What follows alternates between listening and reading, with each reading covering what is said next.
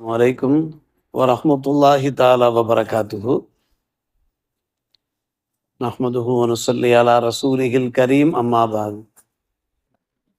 ஃபக்கத் கால அல்லாஹு தஆலா ஃபீ கலாமிஹில் கதீம் வல் ஃபுர்கானில் மஜீத். அஊது பில்லாஹி மினஷ் ஷைத்தானிர் ரஜீம்.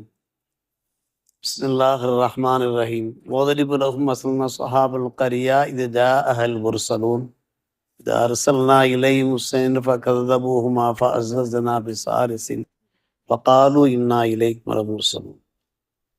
آمنا بالله صدق الله مولانا العلي العظيم. اللهم صل على سيدنا محمد طب القلوب ودوائها وعافية الأبدان وشفائها ونور الأبصار وضيائها وعلى آله وصحبه وسلم. அல்ஹம்துலில்லாஹ். பேரன்புக்குரிய பெரியோர்களே, சகோதரர்களே, அல்லாஹ்வின் நல்லடியார்களே, நேற்றைய தினம் நம்முடைய ஹாஃபிஸா அவர்கள் சூரா யாசின் அத்தியாயத்தை அருமையான முறையில், சீரான முறையில், சரளமான முறையில், இனிய குரலோடு நமக்கு ஓதி காண்பித்தார்கள்.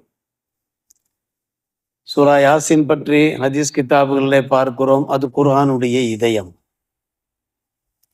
114 அத்தியாயங்கள் திருமறையிலே இடம்பெற்றிருக்கின்றன. எல்லா அத்தியாயங்களுடைய ஒரு இதயமாக சூரா யாசின் திகழ்கிறது. 83 வசனங்கள் கொண்ட அந்த சூரா யாசின் முஸ்லிம்கள் எல்லோருக்கும் மத்தியில மிக பிரபல்யமான ஒரு அத்தியாயமாக இருக்கிறது. நாம் காலகாலமும் சூரா யாசீனை ஓதி அதனுடைய பரக்கத்தை, பாக்கியங்களை நாம் பெற்று வருகிறோம். அதற்கு என்ன காரணம் என்று கேட்டால், முழு குர்ஆனிலேயே இடம்பெற்றிருக்கக்கூடிய முக்கியமான தகவல்கள் யாவும் சூரா யாசினிலே இடம்பெற்றிருக்கிறது. ஏக இறைவனுடைய ஏகத்துவம், இறை தூதர் அன்பியாக்கள் ரசூல்மார்களுடைய தூதுவத்துவம், நம்முடைய மரணத்துக்கு பின்னாடி இருக்கக்கூடிய உன்னதமான உயர்வான அந்த மறுமை வாழ்க்கை, இது சம்பந்தப்பட்ட முக்கிய தகவல்கள் சூரா யாசினிலே இடம்பெற்றது. முழு குர்ஆனிலே உள்ள தகவல்கள் ஒரே சூறாவிலே இடம்பெற்றிருக்கின்றன. இதனால்தான் அந்த சூரா மிக பிரபல்யமானதாக காட்சியளிக்கிறது. அன்பு சகோதரர்களே, நம்முடைய ஈமானை வலுப்படுத்துகின்ற பல நல்ல விஷயங்கள் இடம்பெற்றிருக்கின்றன. குறிப்பாக வரலாற்று நாயகர் என்று சொல்லப்படுகிற ஹபீபுன் நஜ்ஜார் ரலியல்லாஹு அன்ஹு அவர்களுடைய வரலாறு அதிலே பதிவாகி இருக்கிறது. உலக முஸ்லிம்கள் யாவருக்கும் ஒரு எடுத்துக்காட்டான வரலாறு. ஈசா அலைஹிஸ்ஸலாத்து வஸ்ஸலாம் அவர்களுடைய தூதுவர்களாக சிலர் அந்தாக்கியா கிராமத்திற்கு ஏகத்துவ பிரச்சாரத்திற்காக வேண்டி புறப்பட்டு வருகிறார்கள். ஹபீபுன் நஜ்ஜார் எப்படி வரலாற்று நாயகராக இருக்கிறாரோ அதே போல அந்த அந்தாக்கியா கிராமமும் கூட ஒரு வரலாற்று புகழ் மிக்க கிராமமாக இருக்கிறது. அந்தஸ்திலையும் சரி, புவியியல் அடிப்படையிலையும் சரி, அந்த ஊருக்கு ஒரு தனி முக்கியத்துவம். அந்த ஊர் மக்களுக்கு உபதேசம் செய்வதற்காக வேண்டி ஈசா அலைஹிஸ்ஸலாம் சார்பிலே 2 தூதுவர்கள் வருகிறார்கள். அவர்கள் வந்து மக்களுக்கு மத்தியில ஏகத்துவ பிரச்சாரம் பண்ணுகிற போது அந்த தூதுவர்கள் துன்புறுத்தப்படுகிறார்கள், வேதனைப்படுத்தப்படுகிறார்கள். அவர்களுக்கு ஆதரவாக நிற்கிறார்கள் ஹபீபுன் நஜ்ஜார் என்கின்ற அந்த அருமை மகான் அவர்கள். நஜ்ஜார் என்றால் தச்சர் என்பது பொருளாகும். அவர்கள் ஒரு தச்சராக இருந்தார்கள் மட்டுமல்ல, ஒரு ஆடு மேய்ப்பாளராகவும் இருந்திருக்கிறார்கள். அவர்கள் இஸ்லாத்திலே ஏற்றது ஒரு தனி வரலாறு. அந்த 2 தூதுவர்கள் கிராமத்திற்குள்ளே பிரவேசிக்கிற போது முதலிலே அவர்கள் யாரை சந்திக்கிறார்கள் என்றால் ஹபீபுன் நஜ்ஜார். அவர் ஆடு மேய்த்து கொண்டிருக்கிறார். அவரிடத்திலே சென்று ஹக்கை எடுத்து, சத்தியத்தை எடுத்து சொல்கிறார்கள். ஹபீபுன் நஜ்ஜார் கேட்கிறார்கள், நீங்கள் செய்கின்ற அந்த பிரச்சாரத்துக்கு என்ன ஆதாரம்? உண்மையை நீங்கள் பேசுகிறீர்கள் என்பதற்கு ஏதாவது ஒரு அத்தாட்சி இருக்கிறதா? ஆம், நாங்கள் ஈசா அலைஹிஸ்ஸலாம் சார்பிலே வந்திருக்கிறோம். நாங்கள் வியாதியஸ்தர்களை குணப்படுத்துவோம், தொழுநோயாளிகளை கூட நாங்கள் சுகப்படுத்துவோம், அல்லாஹ்வுடைய உத்தரவின் பேரில் பீதினில்லா என்று அவர்கள் சொல்லும்போது அபீபு நஜ்ஜார் கூறுகிறார்கள், என்னுடைய மகன் ஒருவர் மனநலம் பாதிக்கப்பட்டிருக்கிறார் அல்லது உடல் நலம் பாதிக்கப்பட்டிருக்கிறார். நீண்ட காலமாக வீட்டிலேயே அவர் முடங்கி போய் கிடக்கிறார். நீங்கள் அவரை சுகப்படுத்தினால் நான் உங்களை ஏற்கிறேன். ஏக நாயனை நான் நம்புகிறேன், விசுவாசிக்கிறேன். சென்றார்கள், ஓத வேண்டியதை ஓதினார்கள், பிஸ்மில்லா சொல்லி தடவினார்கள். நலமாகிவிட்டார், குணமாகிவிட்டார், இஸ்லாத்தை ஏற்றார் ஹபீபு நஜ்ஜார்.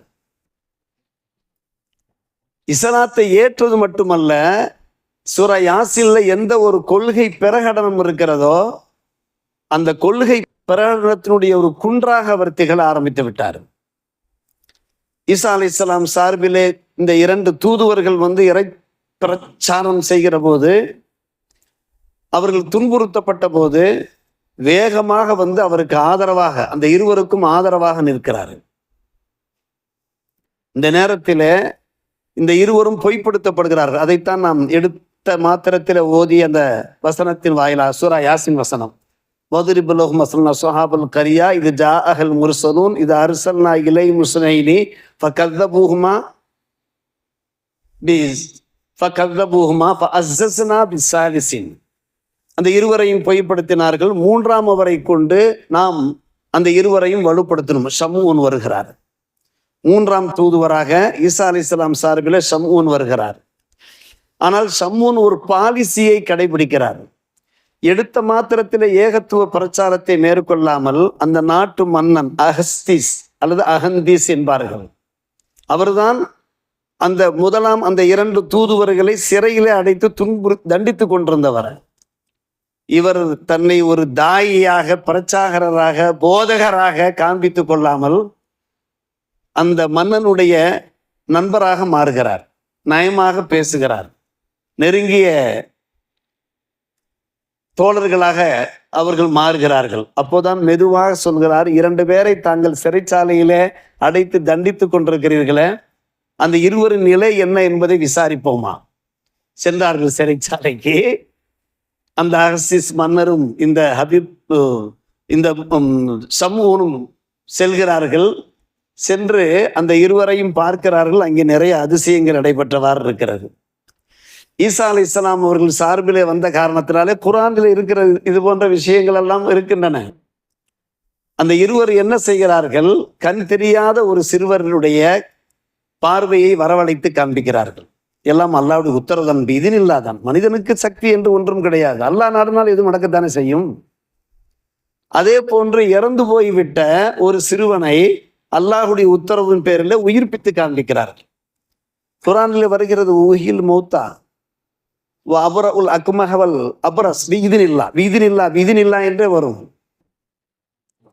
அந்த சிறுவர் உயிர்ப்பிக்கப்பட்ட அந்த சிறுவர் சொல்லுகிறார், நீங்கள் இந்த 3 பேரையும் ஏற்றுக்கொள்ளுங்கள், இந்த 3 பேரையும் பின்பற்றுங்கள் என்று அந்த சிறுவர் மையத்தாக இருந்து உயிர்ப்பிக்கப்பட்டவர் கூறுகிறார். அப்போதுதான் அதிர்ச்சி அடைகிறார்கள். இந்த ஷம்ஊனும் கூட இந்த 2 பேருக்கும் பலம் சேர்க்க வந்தவர் தான் என்பது அப்போதான் தெரிகிறது. அதற்கு முன்னாலே அவர் பாலிசியாக செயல்பட்டு கொண்டிருக்கிறார். அகஸ்தீனுடைய மனம் மாறுகிறது. அல்லாஹ் அவருக்கு ஹிதாயத்து செய்கிறான்.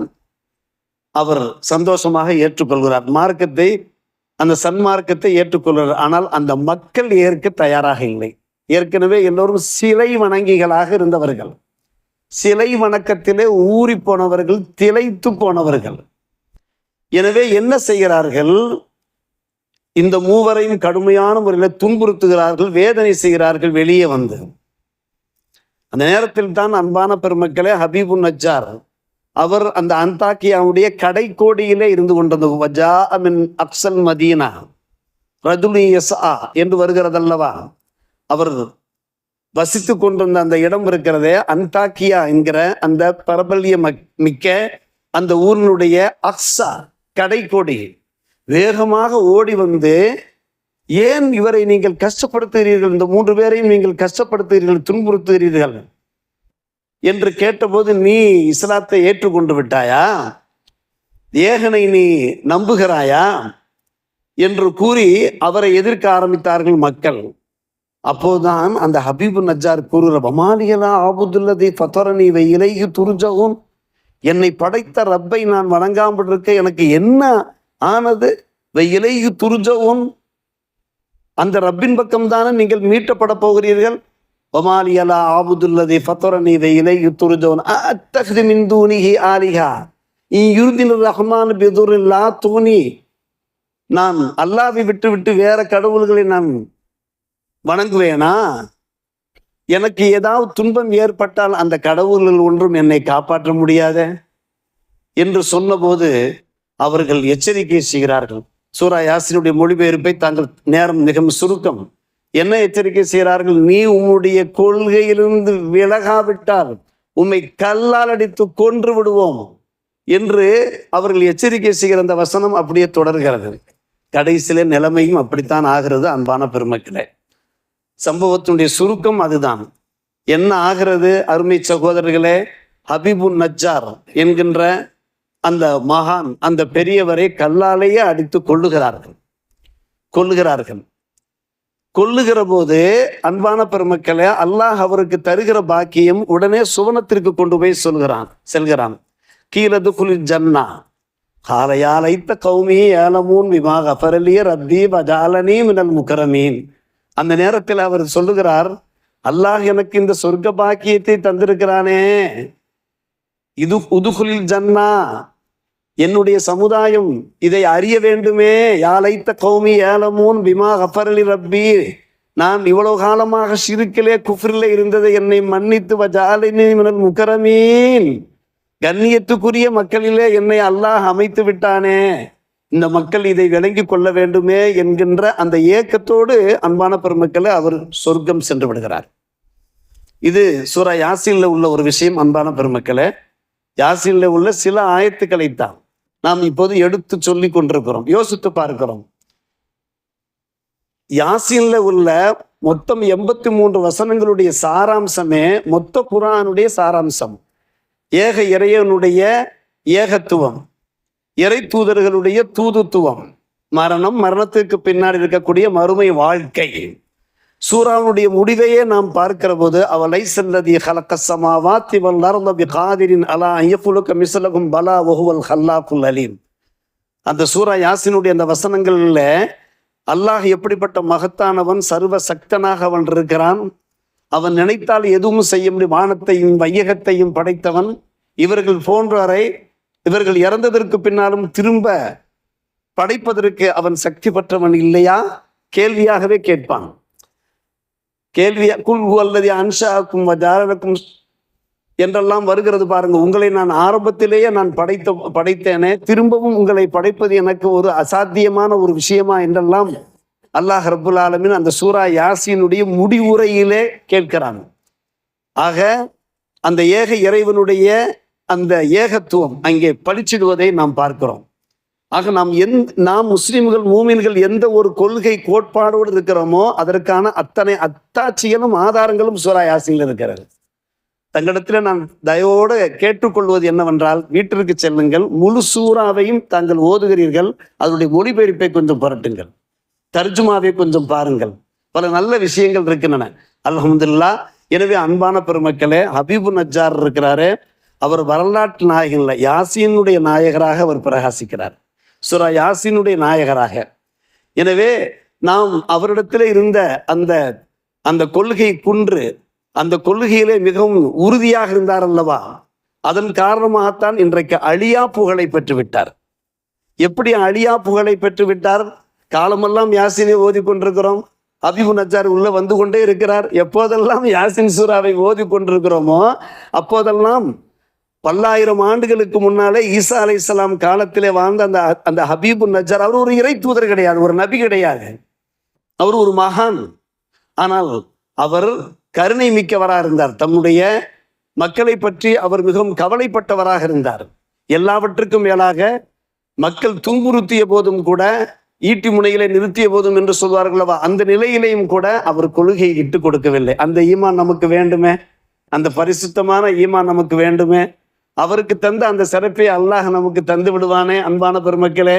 எனவேதான் இந்த வரலாற்றை அல்லாஹ் ரப்புல் ஆலமீன் நமக்கு எடுத்து சொல்லி, நீங்கள் ஈமான் கொண்டிருக்கிறீர்கள், அந்த ஈமான் உங்களுடைய ஈமான் வலுவானதாக இருக்க வேண்டும். ஹபீபு நஜ்ஜாருக்கு இருந்த அந்த ஈமான், கொள்கையிலே மிகவும் உறுதியான முறையில் நின்றார்கள் அல்லவா, அந்த ஈமான் நமக்கு இருக்க வேண்டும் என்கிற அடிப்படையில் நிறைய விஷயங்களை அங்கே நமக்கு எடுத்து காட்டுகிறார்கள் அன்பான பெருமக்களே.